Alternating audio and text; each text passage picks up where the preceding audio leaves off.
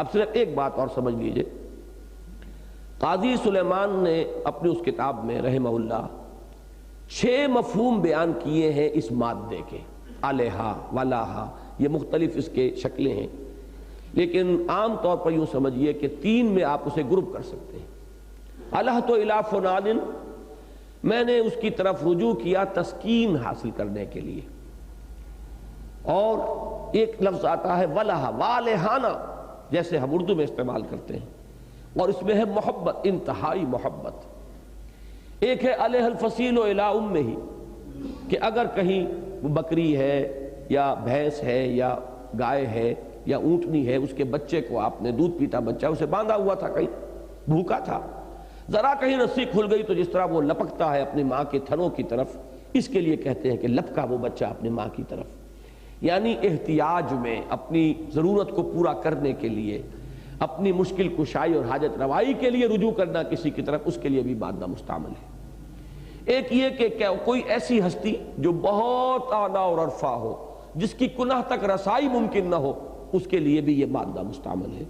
تو ان 3 چیزوں کو جمع کر لیجئے تو واقعہ یہ ہے کہ جامع ترین نام یہی بنے گا اللہ کا، اس پہلو سے کہ ایک ہے ایک تصور الہ جو کہ عوام الناس کا ہے، ذہنی سطح جن کی اونچی نہیں ہے، ان کے لیے اصل میں خدا کا تصور کیا ہے؟ حاجت روا، مشکل کشا،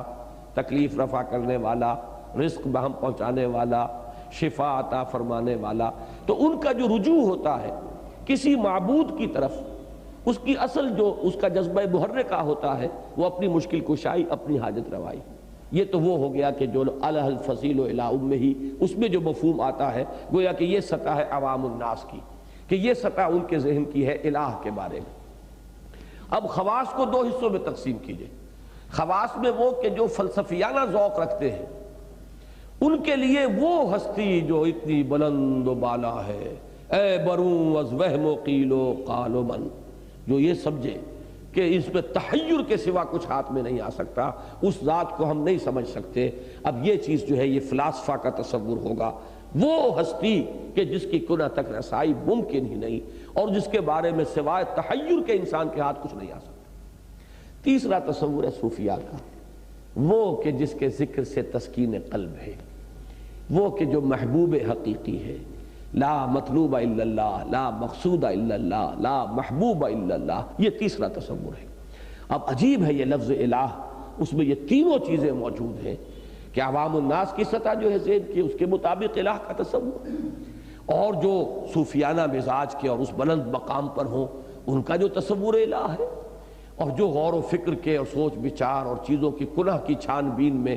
جو وہ اپنی ذہنی گتھیاں سلجھانے میں لگے ہوئے ہوں، جیسے کہ اقبال نے کہا کہ خرد کی گتھیاں سلجھا چکا میں، میرے مولا مجھے صاحب جنوں کر، تو وہ اس درمیانی مرحلے میں ابھی تھے، وہ تیسرے مرحلے تک جانا چاہ رہے تھے۔ تو ان تینوں کے لیے یہ 2 تصور الہ ہو سکتا ہے، وہ مفہوم بنیادی مادے میں موجود ہے،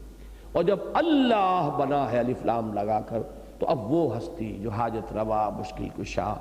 جو ہمارے لیے ضروریات کی بہم پہنچانے والی، تکلیفات کو رفع کرنے والی،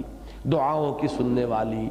شفا دینے والی، بیماری کو دور کرنے والی، ایک وہ ہستی کہ جس کی کنہ کو کوئی نہیں جان سکتا، اے بروں از وہم و قیل و قال و من، وہ ہستی کہ جس کے ذکر سے تسکین قلب ہے، الا بذکر اللہ تطمئن القلوب، وہ جو محبوب حقیقی ہے، وہ جو محبوب اصلی ہے۔ اب یہ تمام چیزیں جمع کر لیجئے تو اسے ایک لفظ اللہ میں موجود ہے، هو اللہ الذی لا الہ الا ہو۔